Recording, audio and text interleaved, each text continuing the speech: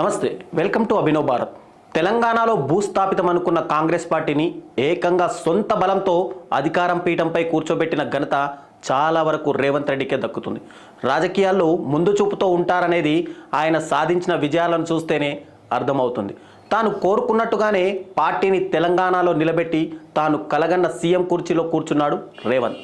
ఇక ఇప్పుడు అతని టార్గెట్ మొత్తం 2029 ఎలక్షన్స్ కూడా గెలిచే దిశగా ఉందని, దాన్ని దృష్టిలో పెట్టుకునే ప్రణాళికాబద్ధంగా అడుగులు వేస్తున్నారని సన్నిహిత వర్గాలు అంటున్నాయి. కాంగ్రెస్ పార్టీ అంటేనే వర్గపోరుకు చిరునామాగా ఉంటుంది. అలాంటి పార్టీలో నిలదొక్కుని ఉన్న కాస్త వర్గపోరు బయటపడకుండా సీనియర్లను జూనియర్లను కలుపుకుపోతూ రేవంత్ నాయకుడిగా తన బలాన్ని మరింత పెంచుకుంటున్నారు. రాష్ట్ర కాంగ్రెస్లో దాదాపుగా ఇప్పుడు ఆయన్ను వ్యతిరేకించే వారే లేరు. పైగా నానాటికి కాంగ్రెస్ పార్టీలో రేవంత్ టీం ఇంకా పెరుగుతూనే ఉంది. ఈ క్రమంలోనే ఆయన మరోసారి సీఎం కావాలంటే బలమైన లీడర్లను తన వెంట ఉంచుకోవాలని డిసైడ్ అయిపోయారట. ఈ ఆపరేషన్ 2029లో ప్రస్తుతం ఆయన కన్ను ఈటెల రాజేందర్ మీద పడిందని తెలుస్తోంది. ఈటెలను ఎలాగైనా సరే కాంగ్రెస్లోకి తేవాలని రేవంత్ పట్టుదలతో ఉన్నారని సమాచారం.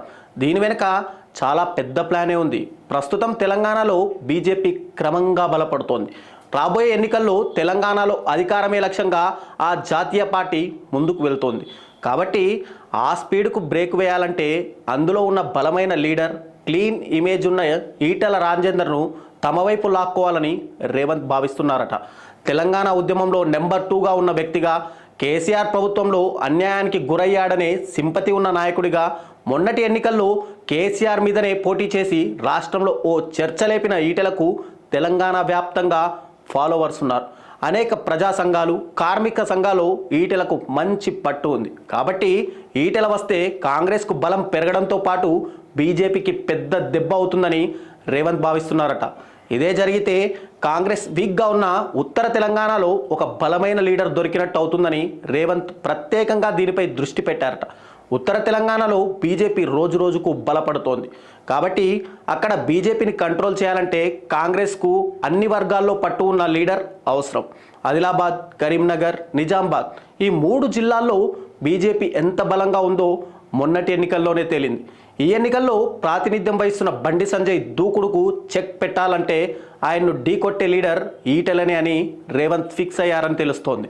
దాంతోపాటు కరీంనగర్ జిల్లాలో కేటీఆర్కు గట్టి పోటీ ఇచ్చే లీడర్గా ఈటెల ఉంటాడని, కేటీఆర్, బండి సంజయ్లకు ఒకేసారి ఈటెలతో చెక్ పెట్టాలని ఈ కాంగ్రెస్ సీఎం ఆలోచిస్తున్నారట. వాస్తవానికి ఈటెల రాజేందర్ కమ్యూనిజం భావజాలం ఉన్న వ్యక్తి.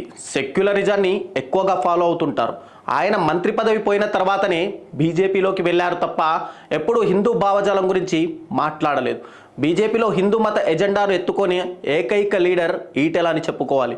ఇదే ఇప్పుడు ఆయన్ను బీజేపీలో ఇమడకుండా అడ్డుపడుతోందని, మనసు చంపుకొని ఆయన పార్టీలో కొనసాగుతున్నాడని సన్నిహిత వర్గాలు సమాచారం. కిషన్ రెడ్డి కేంద్ర మంత్రి అవ్వడంతో పార్టీ తెలంగాణ అధ్యక్షుడిగా ఈటెల అవుతారని అంతా అనుకున్నారు. కానీ ఈటెలకు ఆ పదవి రాకుండా తెలంగాణ బీజేపీ నేతలు అడ్డుపడుతున్నట్టు సమాచారం. దాంతోనే ఈటెల కొన్ని నెలలుగా బీజేపీలో అసంతృప్తిగా ఉన్నారని రేవంత్ రెడ్డి గ్రహించడంతో తన ప్లాన్ మొదలు పెట్టారని తెలుస్తోంది. గతంలో ఈటెల మంత్రి పదవి పోయినప్పుడు కూడా రేవంత్ మీడియా ముఖంగా ఈటెలను కాంగ్రెస్లోకి ఆహ్వానించారు. కానీ అప్పుడున్న పరిస్థితుల దృష్ట్యా ఆయన బీజేపీలోకి వెళ్ళారు. ప్రస్తుతం బీజేపీ మల్కాజ్గిరి ఎంపీగా ఉన్న ఈటెల పార్టీ మారడానికి సిద్ధమైతే భారీ పదవి ఇచ్చి మరీ తెచ్చుకోవాలని రేవంత్ భావిస్తున్నారట. అవసరమైతే ఎమ్మెల్సీని చేయడం ద్వారా మంత్రివర్గంలోకి తీసుకోవడానికి కూడా రెడీగా ఉన్నారని తెలుస్తోంది. హుజూరాబాద్లో కాంగ్రెస్ అంత బలంగా లేదు కాబట్టి ఈటెల బెస్ట్ ఆప్షన్ అవుతారనేది ఆయన ఆలోచన. భవిష్యత్తులో ఈటెల ఎలాంటి నిర్ణయం తీసుకుంటారో వెయిట్ చేసి చూడాలి. మరి నాయకులారా, మీ పనితనం మీ అధినాయకులకు తెలియజేయాలనుకుంటున్నారు. ప్రజలారా, మీ సమస్యలను మీ నాయకులకు తెలియజేయాలనుకుంటున్నారు. ప్రజా సమస్యల పరిష్కార వేదిక మీ అభినవ్ భారత్.